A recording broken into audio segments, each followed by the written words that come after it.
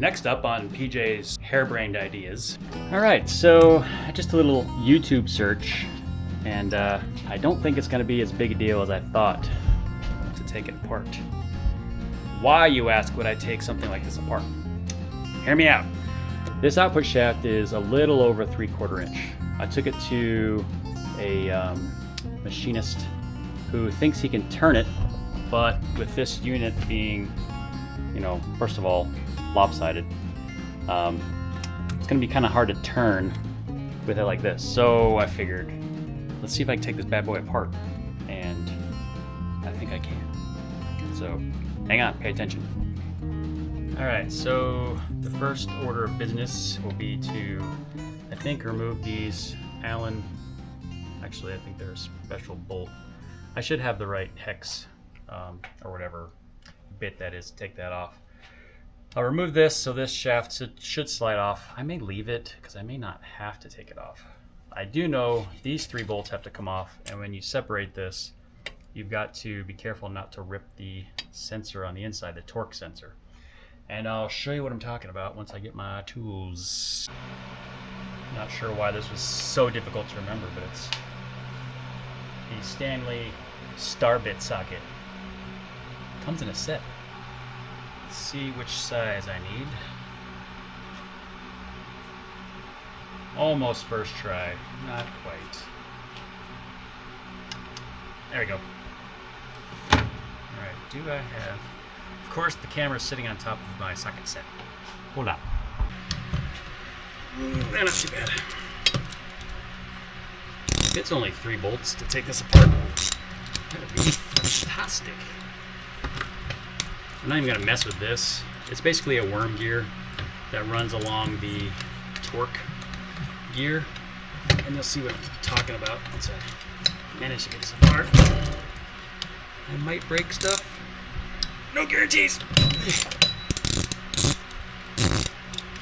Alright. The other thing I'm concerned about is, well, that's coming right off, is whether or not I need to ensure it goes exactly back together the way I found it.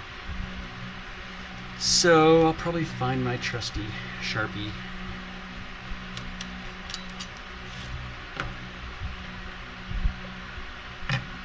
Alright, yes, there's a connector that I can see. If y'all can see in there. I'm going to try to disconnect that sensor without snapping something. It gives me a little room, which is nice.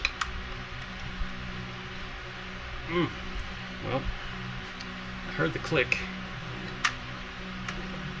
Do I have a handy dandy pliers? I'm not trying to manhandle this, I'm just trying to get the connector off without causing a bunch of damage.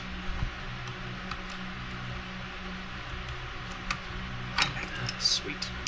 Alright. That part is off. There's a set of bearings in here. Oh. Actually, I may not have had to take that apart, but hindsight being 20/20, just pop that rubber grommet out, and then you can slip the shaft off without disconnecting the wire. Alright, so this part I think is only held in place with a snap ring. So let me find my snap ring tool. This might take a minute. Alright, found my snap ring pliers. Not exactly the right gauge for this, but should be enough to get it off. And watch it fly across the garage.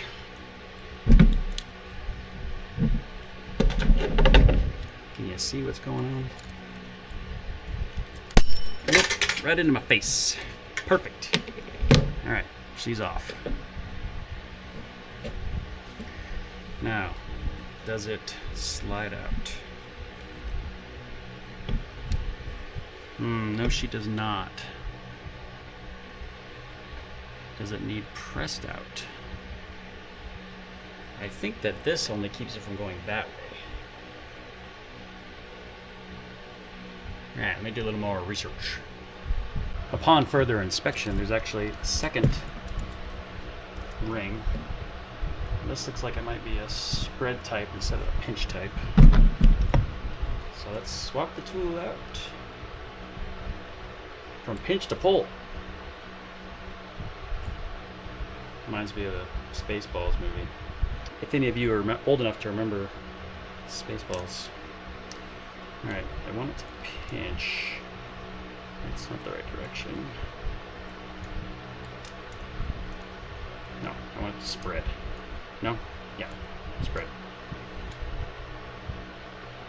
That should be it. Spreading action. Let's see if I can lose this bad boy.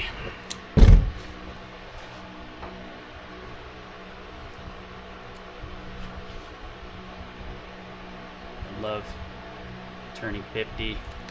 Can't see a thing. It's already slipped off. Come on, boys. Play nice.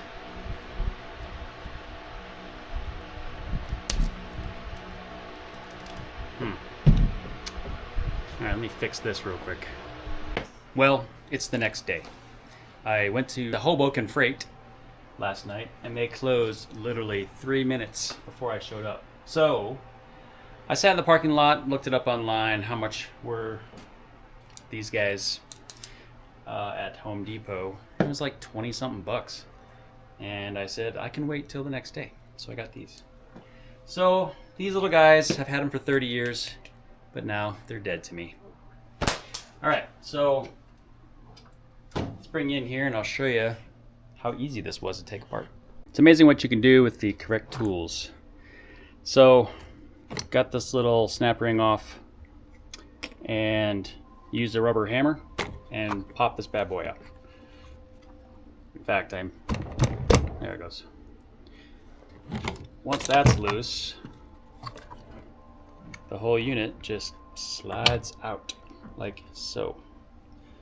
This is the torque sensor here, so the wires are connected to there. This stays stationary while this moves. I may take this off before I get it turned on a lathe, just because I'm not sure if the extra velocity will damage it. But I also don't want to damage it by taking it apart, so I may just leave it alone. Alright, so my idea is so simple. So simple. I'm hoping, well, the guy says that he can do it, so we shall see. But this is going to go on a lathe. He's going to turn this down. I've got a little bit more than 3/4 inch bar here. So he's going to turn this down, and then he's going to cut it or mill it to where it'll fit a double D coupler. That way I can attach a steering coupler to the output shaft of the EPS, which will connect to the steering shaft, which will then connect to the steering box on the truck. We'll see how all that goes. If I can get some footage of the turn process, I will do that. I'm not sure if Bob's into that, but he knows what he's doing.